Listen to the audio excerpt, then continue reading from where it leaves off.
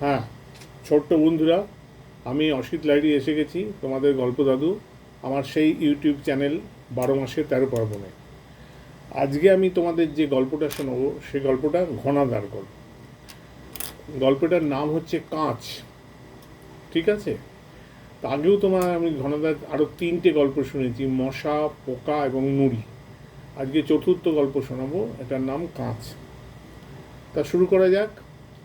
তা তার আগে বলে দিচ্ছি, তোমরা আমার এই গল্প শুনছো, তোমরা কেমন লাগছে সেটা তোমরা কমেন্টস করবে, তোমরা সেটাকে শেয়ার করবে অন্যদের সাথে, সাবস্ক্রাইব করবে যাতে পরবর্তী সময় আমার কোনো গল্প এলে তোমাদের কাছে নোটিফিকেশান যাতে চলে যায়, এবং অবশ্যই শেয়ার করবে। তাহলে শুরু করি। সবাই মিলে আমরা ওখানে বসে আছি, আমাদের সেই বন্যবালী নস্করলনে মেসে। কিন্তু ঘনাদা কোথায়? কোথায় গেলেন ঘনাদা? সবাই মিলে যাকে চোখে চোখে পাহারা রাখা আছে, এই ভর সন্ধ্যায় সকলকে ফাঁকি দিয়ে তিনি পালালেন কেমন করে? পালালেনই বা কোথায়? কিভাবে গেলেন? ছাদের নিচে, ওপরে, ছাদে সবাই আমরা ঘুরে এলাম, কোথাও ঘনাদার চিহ্নটি পর্যন্ত নেই। সত্যি কি ঘনাদা তার গল্পের বাহাদুরি খেল আমাদের প্রত্যক্ষ দেখিয়ে দিলেন? অর্থাৎ তিনি যেমন সেই গল্পে সে কী না করেন সেটা দেখিয়ে দিলেন। তেতালার ছাদ থেকে লাফ দিয়ে পালিয়ে গেলেন নাকি আমাদের এড়াতে? এবার আমাদের এড়ানোর কারণ জানতে অবশ্যই ছিল, কিন্তু সত্যি সেটা ঘনাদার ছাদ থেকে লাফিয়ে পড়ার বাধ্য করার মতন গুরুতর হতে পারে সেটা আমরা কিন্তু একবারও ভাবিনি। কিন্তু তিনি পালালেন কেন? আমরা শুধু একটা মজাই করতে চেয়েছিলাম ঘনাদাকে নিয়ে। ফন্দিটা শিবুর। ঘনাদা সেদিন তার মৌরসি পাট্টা করা আরাম কেন্দ্রে বসে শিবুর সিগারেটের টিনের সদ্ব্যবহার করতে হতে আমাদের 2-4টে খোঁজ গল্প শোনাচ্ছিলেন। এমন সময় শিবু অত্যন্ত ব্যস্তভাবে ঘরে ঢুকলো। এই যে ঘনাদা, আপনাকেই খুঁজছিলাম। শিবুর কথার ধরন আমরা একটু অবাক হয়ে তার দিলে তাকালাম। ঘনাদা নিজের দরকারে যথাসময় আমাদের খুঁজে বের করেন। এক গল্প শোনা ছাড়ে তাকে গরজ করে খোঁজার আর কি কারণ থাকতে পারে আমরা কখনো জানি না, বা কখনো অনুভবও করিনি। ঘনাদা পাশেই একটা মোড়া টেনে শিবু বেশ ব্যাকুল ভাই দিল। আচ্ছা ঘনাদা, কাল বিকেলে আপনার তেমন কোনো জরুরি কাজ আছে নাকি? আমরা এবার অতি কষ্টে হাসি চাপলাম। ঘনাদার কাজ? এত বড় আজগবি কথা কেউ কখনো শুনিনি। ঘনাদা প্রশ্নে নির্বোধায় একটু হতভম্ব হয়ে গেলেন, কিন্তু দোস্তুর মতন গম্ভীর হয়ে বললেন, কাল বিকেলে? দাঁড়াও, কমিশনের সঙ্গে একবার প্রিমিয়ারকে একটা ফোন। মনে মনে সশব্দে ঘনাদা আড়ালেন, আরও কী সব আড়ালেন বোঝা গেল না। দ্বিতীয় মহাযুদ্ধে চার্চিল সাহেবকে একদিনে এতগুলো দায় একসঙ্গে সামলাতে হয়েছিল, কিন্তু সেটা ব্যাপারেও আমাদের সামলাতে হয়েছে। কিন্তু শেষ পর্যন্ত শিবুর ওপর সদয় হলেন। না, তা খানিকটা সময় হতেও পারে, কিন্তু কেন বলো তো? না, তেমন কিছু নয়, আমাদের অ্যাথলেটিক ক্লাবের একটা ব্যাপার আছে কি না, তাতে আপনাকে একটু থাকতে হতে পারে। ঘনাদার মুখ তার পক্ষে যতক্ষণই সম্ভব উজ্জ্বল হয়ে উঠল। শিবুদের ক্লাবে এর আগে তো একবার যাওয়ার সৌভাগ্য হয়েছিল। সেখানে শরীরচর্চা যতটা হোক, সমস্ত অনুষ্ঠানে ভোজটা বেশ জমকালো রকমের হয়। ঘনাদা উৎসাহতা যতদূর সম্ভব লুকোমার চেষ্টা করে বলে, তা বলছে যখন এত করে, তা না হয় যাব, কিন্তু ব্যাপারটা কি বলতো? একটা বক্সিং কন্টেস্ট, মুক্তিযোদ্ধার প্রতিযোগিতা। আপনাকে সালিশি অর্থাৎ রেফারির কাজ করতে হবে। মুষ্টিযুদ্ধ শোনা ঘনাদার মুখে একটু ছায়া নেমে এসেছিল। রেফারি কিন্তু সেটুকুন কেটে গেল। বললেন, রেফারি হতে হবে? বেশ বেশ, তা ভালো রেফারি বুঝি কাউকে পেলে না? পাবো না কেন? শিবু গম্ভীর হলো। কিন্তু এবার একটু ফ্যাসাদ আছে কি না, জানাশোনা রেফারিরা কেউ রাজি হচ্ছে না। কেন বলো তো? ঘনাদার ভুরু দুটো একটু কুঞ্চিত হলো মনে হলো। ব্ল্যাক টাইমের নাম শুনেছেন কিনা জানি না।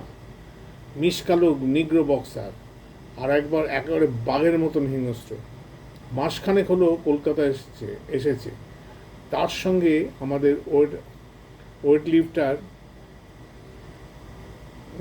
সুরজিৎ রাউতের লড়াই কি না, তাতে রেফারির ভয়টা কিসে, আমরাই জিজ্ঞেস করলাম। ব্ল্যাক ব্ল্যাক টাইগারের পরিচয় তাদের জানো না মনে হচ্ছে। শিবু আমাদের দিচ্ছে একটু অনুকম্পার দিকে তাকালো। এ পর্যন্ত 5 জন রেফারিকে সে হাসপাতালে পাঠিয়েছে, একজন তো আর ফেরেইনি। একটু মেজাজ বিক্রে কে রেফারি আর কে প্রতিদ্বন্দ্বী তার কোনো হুঁশই থাকে না।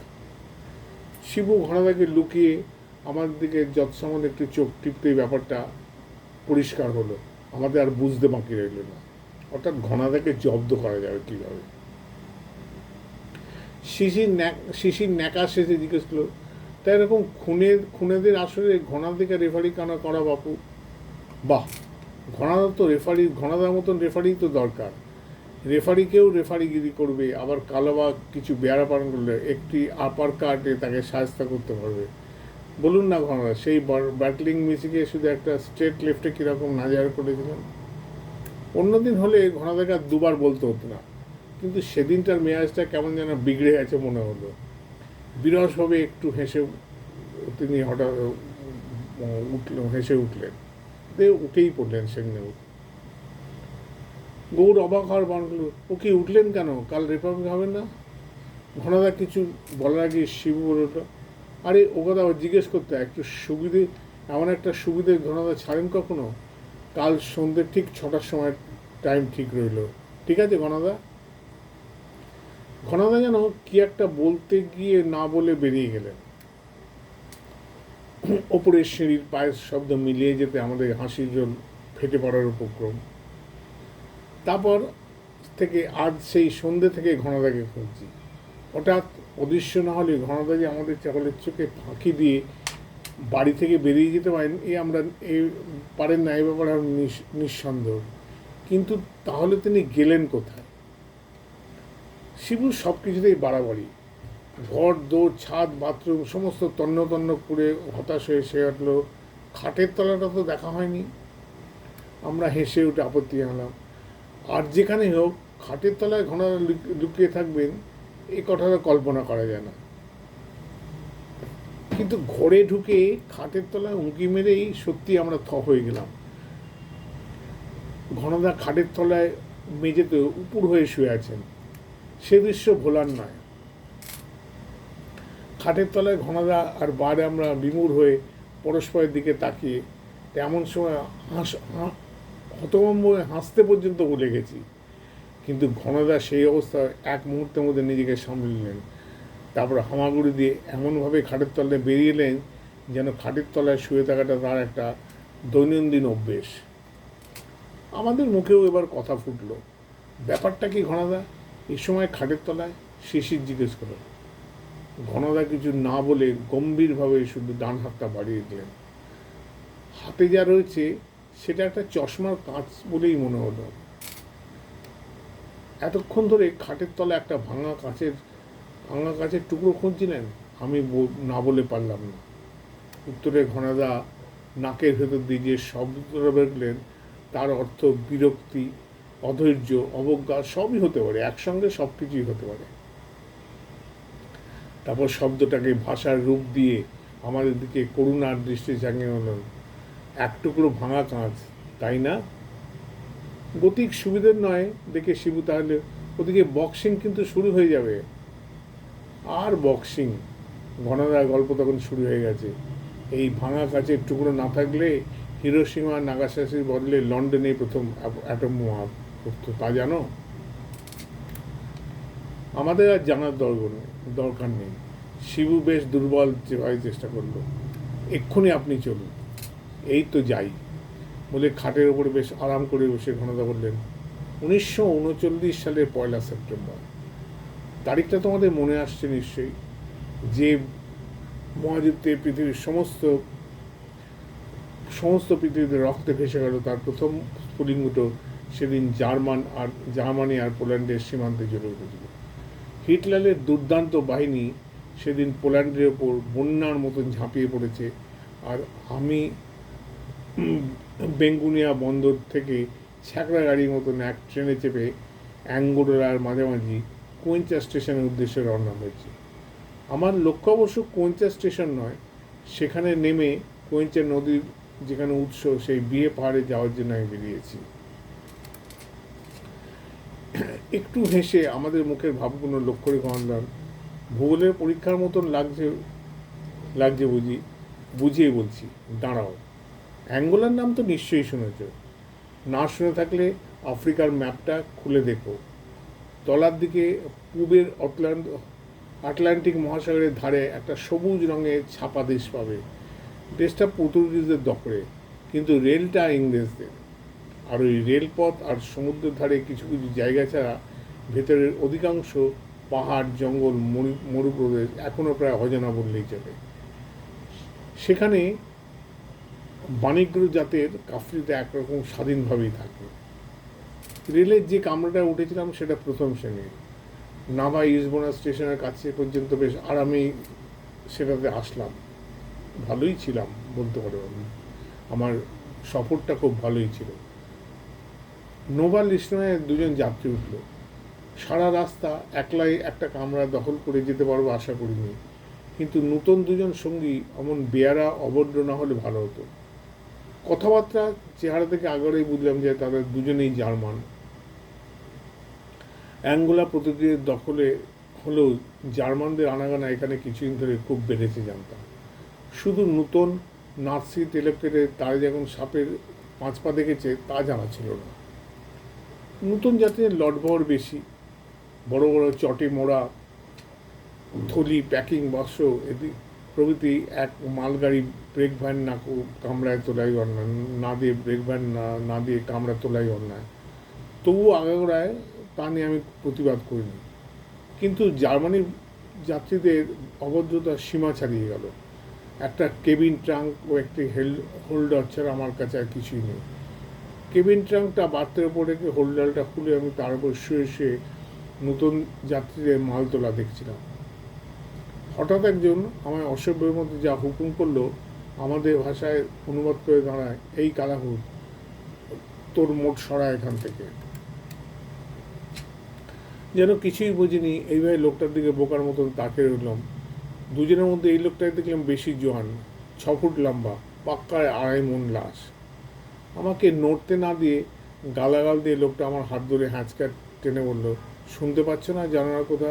বুটের একটা ঠোক করে তোমার গাড়ি থেকে বাইরে ফেলে দেবো।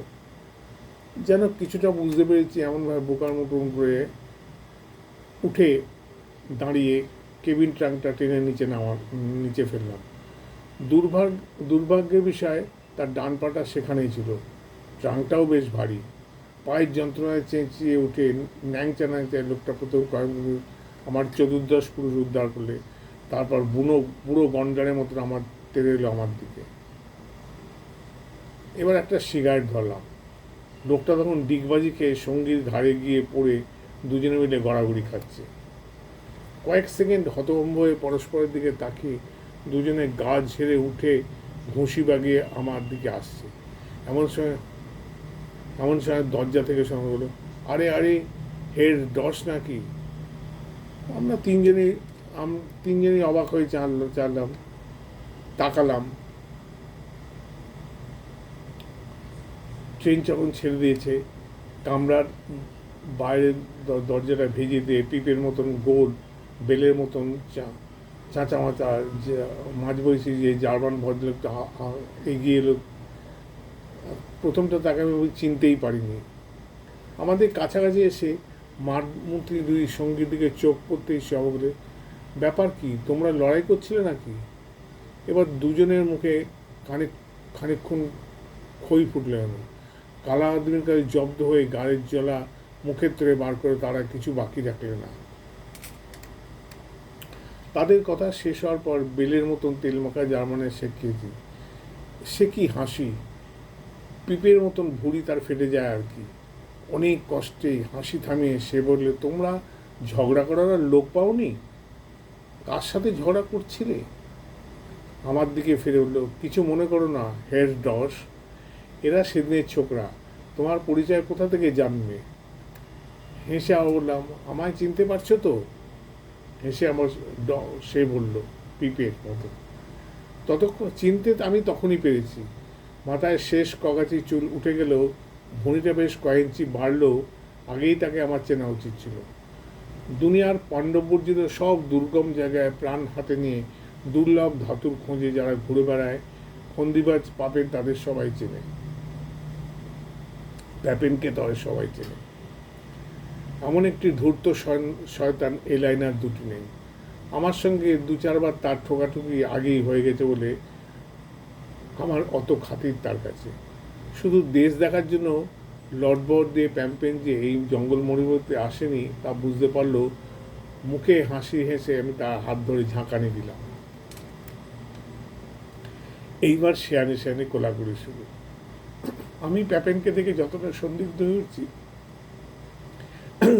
হয়ে উঠছি, প্যাপেনও আমাকে দেখে তার চেয়ে বেশি বই কম নয়।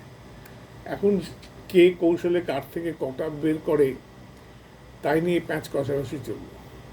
আমার পাশে বসে প্যাপেন এমন আন্তরিক গল্প করতে লাগলো যেন কোনো রেষারেষি আমাদের মধ্যে কোনো কালেই ছিল না। দুজনে কেউ কম যায় না। ঘণ্টা দুয়েক সমানে সময়ে নানা কায়দা করে কেউ কারো মুখ থেকে একটা কথাও বের করতে পারলাম না। বাঁকা রাস্তায় সুবিধে না করতে পারে প্যাপেন হঠাৎ হেসে সোজাসুজি জিজ্ঞেস করলো, আর লুকোচুরিতে লাভ কি? সত্যি করে বলো বাস, কোথায় চললে? হেসে বললাম, হয়তো সেখানে তোমার সাথেই দেখা হবে। আমার সাথে দেখা? প্যাপেন আকাশতে হলো, আরে আমি তো যাচ্ছি অ্যাঙ্গেলের শেষ প্রান্তে লোয়াল স্টেশনে। তাই নাকি?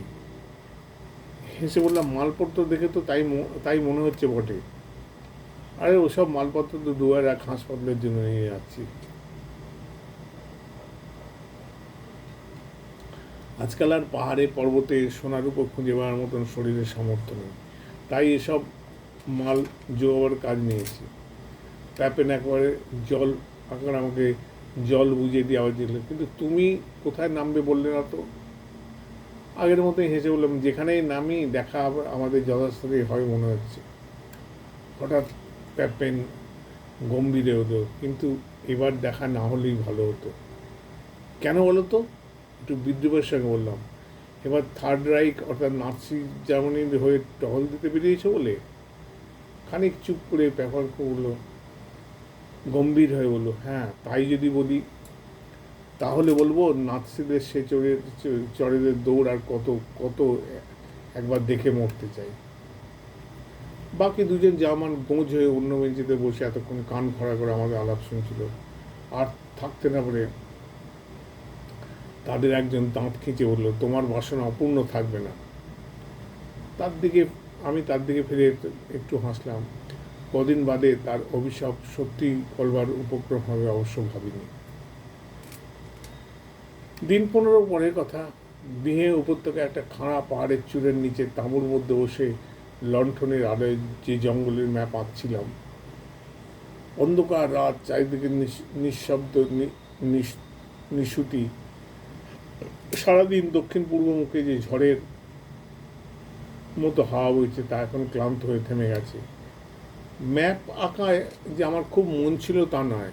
থেকে থেকে কান খাড়া করে যা শোনার চেষ্টা করলাম, হঠাৎ তার আভাস পেয়ে ম্যাপের উপর নিবিষ্টভাবে ঝুঁকে পড়লাম। একটু ভারী গলায় আওয়াজ শুনতে পেলাম, কি এখানেও হের ডস যে? মুখ তুলে তাকিয়ে দেখি প্যাপেন আর তার দুই সঙ্গী যথাসম্ভব নিঃসন্দেহে আমার তাঁবুর মধ্যে এসে দাঁড়িয়েছে। সারাদিন পাহাড়ের চূড়া থেকে লর্ড বাওয়ার পুলিদিনে দূর থেকে তাদের আসা যাওয়ায় প্রত্যক্ষ করেছি। তাদের আসার জন্যই যেমন আসর দিনে বসে আছি একথা কোনাক করে বুঝতে না দিয়ে অত্যন্ত অবাক হয়ে বললাম, সত্যিই তো আমাদের আবার দেখা হলো দেখছি। কিন্তু না হলেই ভালো হতো। প্যাপেনের মুখ গম্ভীর। কেন বলো তো? পাহাড়ের সোনাদানা যা আছে তাতে আমি আর কতটুকু ভাস বসতে পারবো? তোমাদের যত খুশি নাও না, সোনাদানার খোঁজে আমরা আসিনি, আর তুমিও না। পাপেন বেশ রাগের সঙ্গেই বলল, সোনাদানার জন্য কেউ গ্রেগার কাউন্টার সঙ্গে আনে না। মেজের ওপর গ্রেগার কাউন্টারটা যেন এইমাত্র চোখে পড়ল। এইভাবে বললাম যে গ্রেগার কাউন্টারটা ভুলে সঙ্গে এনেছি দেখছি। ইউরেনিয়াম রেডিয়ামের প্রকৃতি ধাতুর খোঁজে এ ধরনের যন্ত্র হয় শুনেছি, ধাতুর ধাতুর যন্ত্রের দরকার হয় বলে শুনেছি। আমার বিদ্রুপে তেলে বলে তুমি সেই খোঁজে এসেছো আমরা জানি, কিন্তু এর সন্ধান তোমায় ছাড়তে হবে। কেন? নাৎসি জার্মানির হয়ে শুধু তোমরাই সন্ধান করবে বুঝি? হ্যাঁ, আমরাই করব। এপারে যে ইউরেনিয়াম ঠাসা প্রিজবেন্ডারের শিরা আছে সে খবর আমরা পেয়ে এসেছি, শুধু তুমি কোথা থেকে এ খবর পেলে বুঝতে পারছি না। হেসে বললাম, নাৎসিদের ওপর টেক্কা দিতে পারে তা সহজে বিশ্বাস হয় না। না, যাকে বলে কেবিন ট্র্যাঙ্ক পড়েছিল, যার পায়ে সেই কেবিন ট্র্যাঙ্ক পড়েছিল, সেই হুঙ্কার দিয়ে উঠল, নাৎসিদের ওপর টেক্কা দিতে চেষ্টা করলে কী হয় তা এখন হাড়ে হাড়ে বুঝিয়ে দেব। হেসে বললাম, তার আগে একটা কথা বুঝিয়ে দিলে খুশি হতাম, নাৎসি জার্মানিরা হঠাৎ ইউরেনিয়ামের ওপর একটা ঝোঁক বাড়ল কেন? এবার প্যাপেনের দুজন সঙ্গী হেসে উঠল।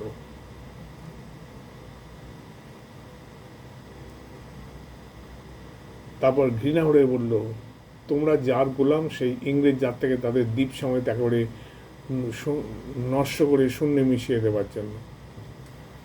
পাপেন বাধা দিতে যাচ্ছিল, কিন্তু ছোকরাদের মুখ তখন খুলে গেছে। থামায় কার সাধ্য?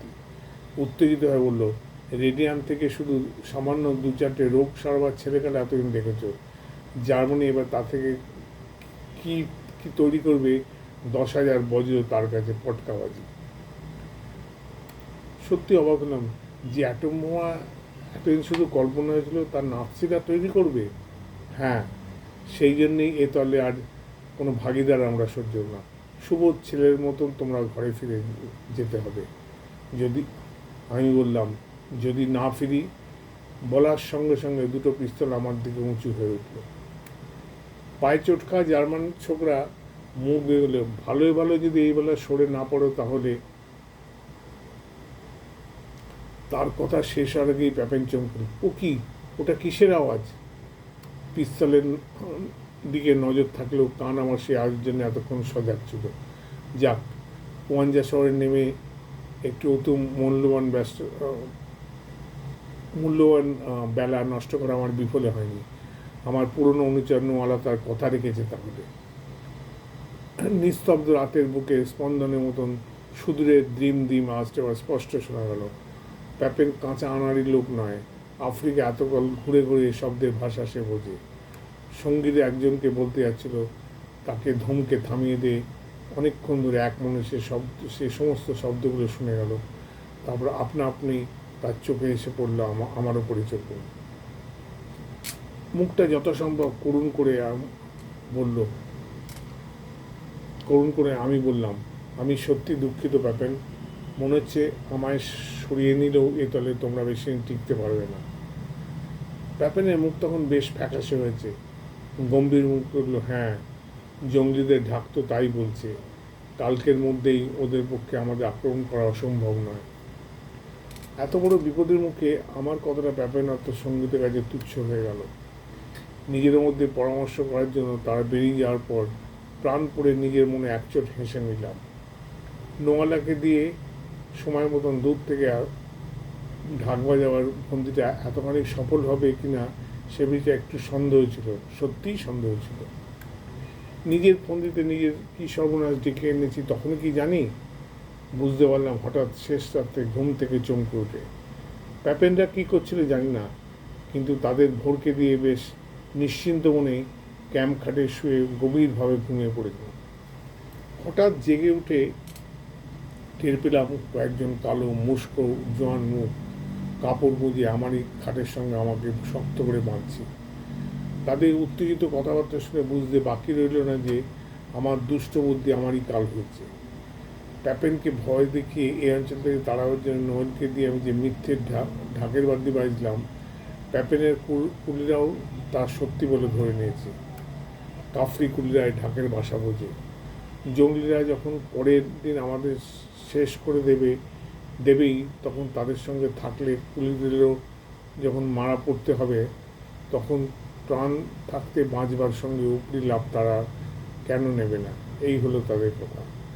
জানাশোনা বিশ্বাসী কুলির দল এরকম অবশ্য সাধারণত করেন না, কিন্তু ব্যাপারটা লুকিয়ে রাখার জন্য প্যাপেন সম্ভবত নতুন অজানা লোক ভাড়া করে এনেছিল। তাতেই সর্বনাশ। কুলিরা যেভাবে বেঁধে গেছিল তাতে পরের দিন নোয়ালা এসে না খুলে দিলে এই অবস্থায় হয় অনাহারে নয় জঙ্গলিদের হাতে মরতে হতো। কিন্তু নোয়ালা যে খবর নিয়ে এলো তা আরও ভয়ঙ্কর। অবশ্য দুঃসংবাদ দেওয়ার দরকার না থাকলেও নোয়ালা আমার কাছে আসতো না, আর আমারও মুক্তি হতো না। নোয়ালার খবর শোনার পর কিছুটা মুক্তি পাওয়া না সওয়ার সমান মূল্য। নোয়ালার মিথ্যে ঢাকের আওয়াজ শুধু কুলিরাই ভুল বোঝেনি, দূর দূরান্তে জঙ্গলি যাত্রাও তাতে উত্তেজিত হচ্ছে। দিনের বেলা এই অঞ্চলের শুকনো লম্বা ঘাসের ওপর উত্তর পশ্চিম থেকে সারাক্ষণ প্রচণ্ড এক হাওয়া বয়। সেই হাওয়ার শব্দের জন্য নিজেদের দুঃখের চিন্তা এতক্ষণে যা খেয়াল করিনি, এবার কান পেতে তা শুনতে হলাম। দক্ষিণের সমস্ত আকাশ ঢাকের আওয়াজে গম গম করছে। কি করা যায় এখন? যতদূর বোঝা যাচ্ছে জঙ্গলিরা দল বেঁধে অনেক আগেই রওনা হয়েছে। ঘণ্টা দুয়েকের মধ্যে হিংস্র বন্যার মতো তারাই অধিকায় এসে পৌঁছবে। তখন পালাবার কথা বাতুলতা। অথচ কুলিরা যেভাবে সব লুট করে নিয়ে গেছে তাতে বন্দুক তো দূরের কথা, জুজে মারার মতো একটা লোহার ডান্ডাও নেই। এইভাবে প্যাপেনদের কী অবস্থা হয়েছে দেখতে গিয়ে এবার আমি প্যাপেনদের কী অবস্থায় দেখতে গিয়ে আরও অবাক হলাম। কুলিরাও তাদের সর্বস্ব লুট করে নিয়ে গেছে সত্যি, কিন্তু বাঁধা পড়ে আছে শুধু প্যাপেন একা। বাঁধন খোলার পর প্যাপেনের কাছে সব খবর পেলাম। তার সঙ্গী দুজন একেবারে আকাট গোয়ার নাচছে। ঢাকের আওয়াজে মর্ম নিয়ে প্যাপেনের সাথে তাদের ঝগড়া হয়েছে। প্যাপেন তাদের ফিরে যেতে পরামর্শ দিয়েছিল, কিন্তু তাতে তারা ভীরু কাপুরস বলে গাল দিয়ে নিজেরাই টর্চ বন্দুক গেগার কাউন্টার নিয়ে সেই রাতেই পাহাড় দিকে রওনা হয়ে গেছে।